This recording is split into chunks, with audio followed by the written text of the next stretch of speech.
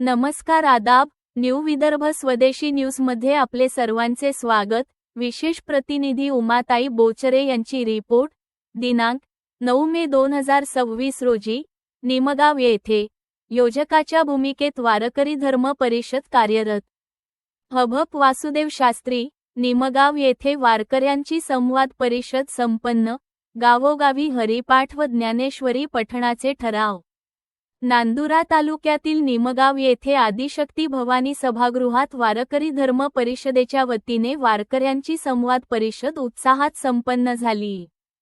यावेळी वारकरी धर्म परिषदेचे राष्ट्रीय अध्यक्ष वारकरी धर्मभूषण हभप वासुदेव महाराज शास्त्री यांनी मार्गदर्शन करताना, समाजात कोणीही अयोग्य नसतो, फक्त योग्य योजकाची गरज असते आणि ती भूमिका वारकरी धर्म परिषद पार पाडत आहे, असे प्रतिपादन केले. परिषदेला विदर्भ प्रदेशाध्यक्ष हभप विलास महाराज वाघमारे, ॲड.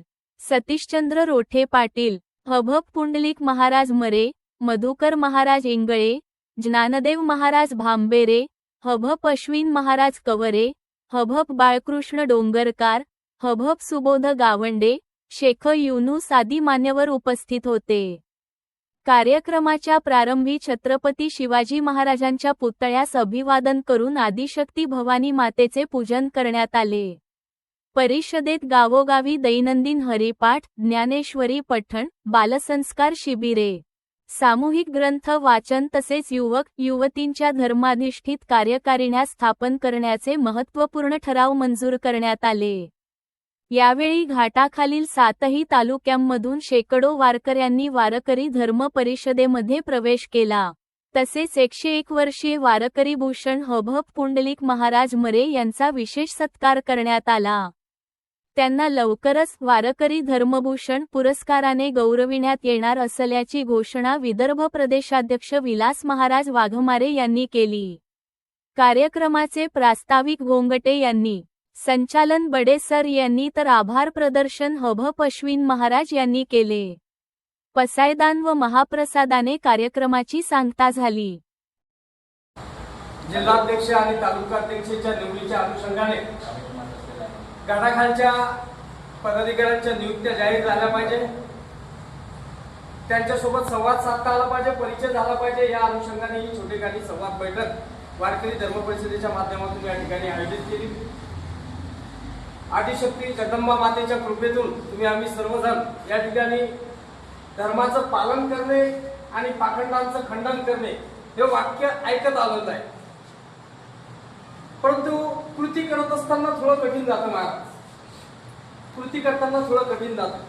धर्माचं पालन तुम्ही आम्ही सहज करतो, त्यात काही दुमत नाही, परंतु धर्माचं खंडन पाखंड जे लोक करतात त्यांच्या विरोधात उभं राहण्यासाठी मी कसं करू, तो विरोधात जाईल, मी कसं बोलू, मी काय ठेका घेतला काय, तिथं आपण थोडं कमी पडतो. कारण एकट्याचा आवाज कमजोर असतो आणि त्या कमजोर लोकांचा आवाज, दिनदुबळ्यांचा आवाज, एकट्यांचा आवाज सामूहिकरित्या शासन प्रशासनापर्यंत पोहोचवण्यासाठी आणि आपल्या धर्मातले कालनेमी जे भगवे घालतात, धर्माचं नाव घेता, हपप लावतात, टिळा लावता, पण त्यांना हरिपाठ येत नाही, जे माळकरी आहे परंतु त्यांना पंढरपूरची वारी माहित नाही, अशा कालनेमींना जमीन दोस्त करण्यासाठी खऱ्या अर्थानं वारकरी धर्म परिषद मागील 15 वर्षापासून कार्यरत. मागील कालनेमींना माळा तुम्ही म्हणता कशाला त्या भानगडीत पडायचं, ते पण चांगलं काम करताय, करू द्या, काही फरक पडत नाही. ते माळ तर घालतात, भले पंढरपूरला जात नसतील, भले ते हरिपाठ येत नसतील, पण माळ तर घालतात, चांगली गोष्ट आहे, घालू द्या, आपल्या धर्माचंच कार्य करत आहे.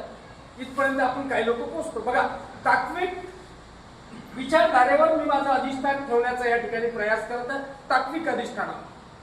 मग याचा फरक काय पडतो? मग सेम गोष्ट मी तुम्हाला सांगतो, या खोलीमध्ये 100 आंबे आणून ठेवले, तिच्यात 10 आंबे सडके आहे, मी म्हणेन राहू द्या ना, काय फरक पडतो.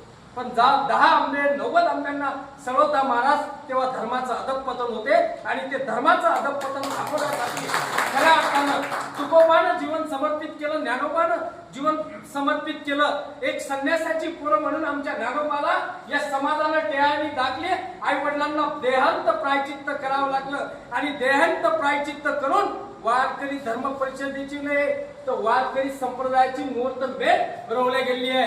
आणि ती वारकरी संप्रदायाची मुहूर्त वेळ रोवताना माझ्या ज्ञानोबाला त्यांच्या आई वडिलांचं देहांत प्रायचित्त द्यावं लागलेलं आहे. मग एवढा त्याग, एवढं समर्पण करून जर वारकरी संप्रदायाची मुहूर्त वेळ रोवल्या जात असेल महाराज, तर तो वारकरी संप्रदाय तुमच्या आमच्यासाठी प्राणाहून प्रिय असला पाहिजे. तो वारकरी संप्रदाय तुमच्या आमच्यासाठी सर्वस्व समर्पित करणारा असला पाहिजे.